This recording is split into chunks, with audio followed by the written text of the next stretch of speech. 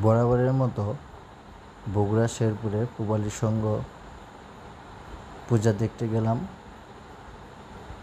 অনেক সুন্দর একটা পূজা পূবালী সংঘ, যা বলার বাইরে।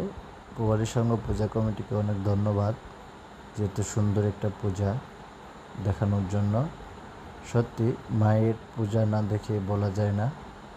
যারা দেখেন না তারা দেখতে থাকুন এবং মাকে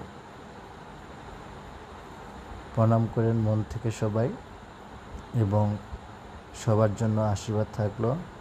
আর মা দুর্গার মূর্তি সত্যি অনেক সুন্দর, মায়ের প্রতিমা, যা না দেখে নয়।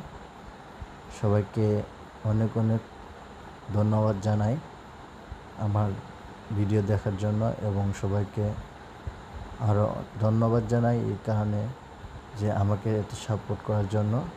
আমার ছবি দেখতে থাকুন এবং সবাই মন থেকে আশীর্বাদ করবেন। ধন্যবাদ।